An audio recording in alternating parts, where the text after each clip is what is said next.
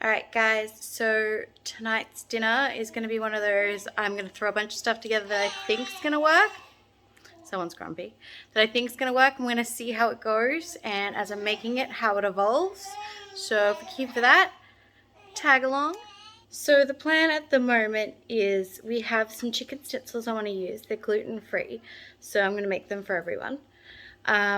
But I don't want to just do chicken schnitzels and 2 veg, like normal standard meat and 2 veg. That's a bit boring. We've had that like twice in the last month or so.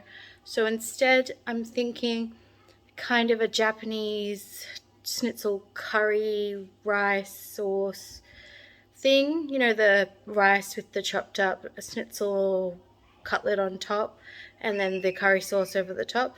Something kind of inspired by that. So I've got some rice cooking. I'm going to fry the schnitzels and then throw them in the oven to make sure they're completely cooked all the way through. Chop them, slice them, put them on top. Then I'm going to stir fry some veg and maybe some salt, pepper, garlic. And then I'm going to use the same saucepan to make a curry chicken gravy kind of sauce that we use for curried sausages that we really like. So I'm going to make some of that and see, I think that'll go together really nicely, and do like a Japanese inspired rice bowl curry. We'll see. So I have decided to go with fresh carrots. The kids are around, so you're going to hear them. I've decided to go with fresh carrots, some spring onions, and some sugarloaf cabbage that I have that's a little sad. For my vegetables, I have my onion, garlic, that's some garlic powder behind there, chicken stock cubes because I haven't made any in a while, salt, I gotta get the pepper out, and I have some corn flour to make my gravy, and I have to get the curry powder out to make my curry sauce.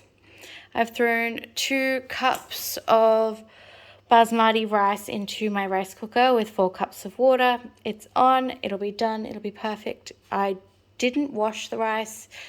You're meant to, but I can never be bothered, and it always comes out perfect and fluffy. That's part of the reason I love my rice cooker. Obviously, this is not anything authentic. This is just to throw it together, see how it turns out, because I feel like something really tasty with a bit of crunch, and this occurred to me. Obviously, Western chicken schnitzel is nothing like Japanese chicken cutlets. The difference being that chicken schnitzel is usually chicken breast pounded out thin and then crumbed in a breadcrumb mix. Usually for Japanese chicken, it would be chicken thighs that are cut, not pounded, left thick, covered in a panko mix, then deep fried, whereas chicken schnitzel is usually shallow fried because you'll get overcooked chicken if you do it the other way. So we're just gonna throw it together and see how it goes. So stay tuned for that. All right, so the kids are out on the trampoline. You're probably gonna hear the squeaking, some fighting because they're kids, and the baby is in his swing. So you're gonna hear a tick tock, back and forth while he hangs out down there while I do this. But I've got my carrots sliced up like this into little batons for stir frying. I have the tender white parts of my shallots chopped and washed. I have my onion sliced and then cut in half. And I have my sugarloaf cabbage all ready to go. I also did my 3 stock cubes you saw in 2 cups of hot water so that they can fully dissolve.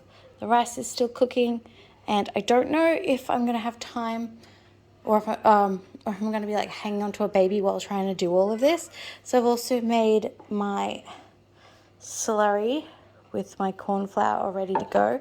Usually I would add the corn flour in with the curry when I'm toasting that, and then add a little slurry later if it needs to be thickened up anymore. But I'm just going to go straight for a slurry this time because I can do that one-handed.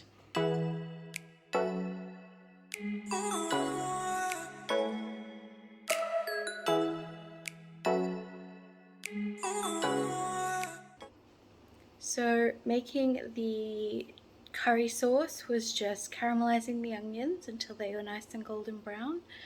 Then adding in the curry powder, I did half of a mild traditional curry powder and half of a hot curry powder.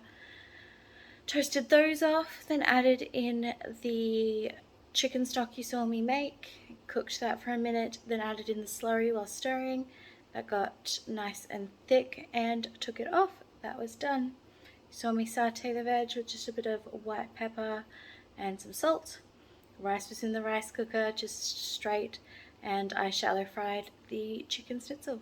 Alright, so my counter's a mess, but dinner is done. I have my sliced chicken schnitzel, I have my stir-fried veg, I have my rice, and this is my sauce. It turned out a little with a bit more heat that the kids would be liking. So I added a tablespoon of sugar and some boiled water to dilute it a little, make it a bit sweeter for them. But this is mine. Hubby's not going to be home for a couple more hours because he's doing some overtime. So I've left his rice in the rice cooker to stay warm. I'm going to fry his chicken schnitzel for him fresh. I have the sauce here, plenty of that. And I have the veggies already cooked and I will reheat those. Thanks guys. Don't forget, if you like this kind of content, to like, comment, subscribe, and share it with somebody else who might like this kind of thing. Catch you guys in the next one.